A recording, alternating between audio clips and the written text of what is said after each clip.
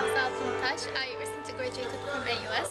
I was excited about the conference because speakers like Tarek Ramadan and Ekmelettin İhsanoğlu, I really wanted to hear from them and had an experience in the conference. I was also excited that AUS is holding such a conference that deals with issues like religion and science. I recently read the concept of taqwa in Islam. It's generally interpreted as fear, but Toshiko Izutsu, a great scholar of Islamic studies, he interprets taqwa as the consciousness of responsibility. And it also deals with human responsibility towards God, but also human responsibility towards environment, towards animals, towards everything around us. And when I saw the topic list in the conference, it talks about the morals, it talks about the environmental issues, it talks about human responsibilities towards all the kinds of creatures. And I again saw the complementary forces of religion and science through the concept of taqwa and through the topics.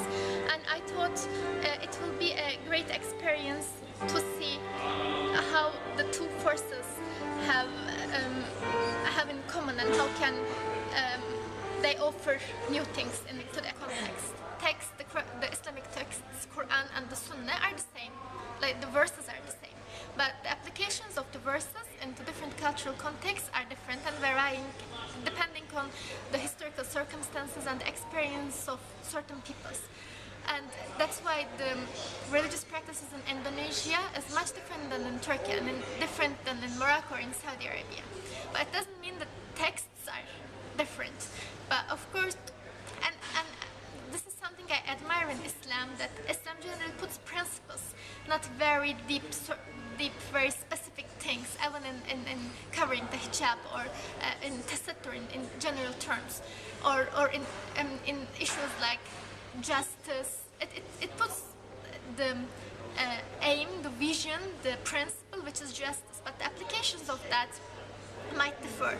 And it is the regions of Islam, and I always remember the saying of Prophet sallallahu alaihi wasallam when Muaz bin Jabal was going to Yemen. Prophet sallallahu alaihi wasallam called him and said, "How you will judge among these people?" And he said, "Based on Quran. If you cannot find in Quran, what will you do?" I will look at Prophet Sunnah. If you cannot find in Prophet Sunnah, what we will do? He said, I will use my own ijtihad. And Prophet sallallahu alaihi wasallam told him, you are going to a different people. They have different circumstances than the people of Medina or Mecca, and bear in mind. And it shows that how Islam takes the context. In philosophical debates, the reason versus revolution was always a very crucial concern, which comes first, the reason or revolution.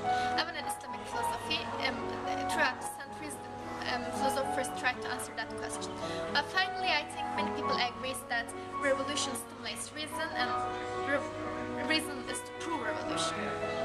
And they are overlapping or complementary aspects. But in the early times of Islam, revolution and reason were together under the concept of ijtihad, and the Muslim scientists, Muslims, ulama, the Islamic ilm adapted the day's circumstances, plus they were visionary for future.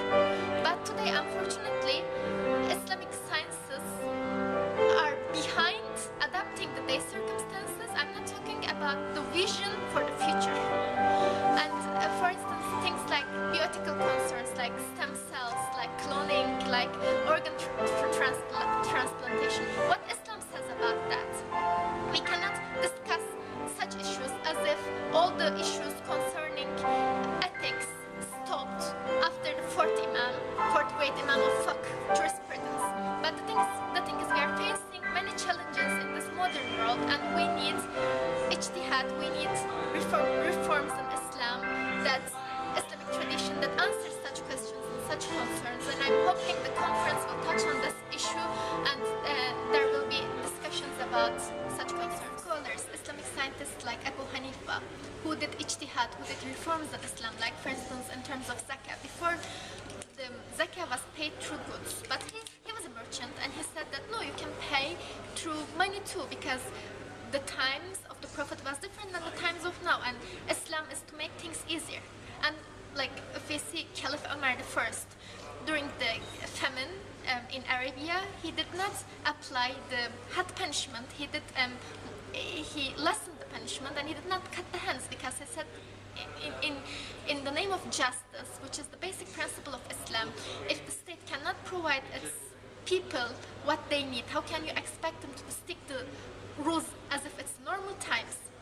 But during that time, they could adapt the day's needs, and they could do the laws, or they could interpret the Islamic principles in such circumstances. But unfortunately today, we still use the laws were done by the scholars of the 10th century, by still people like Abu Hanifa, as if nothing has changed throughout the centuries in the Muslim world, or the Muslim majority countries.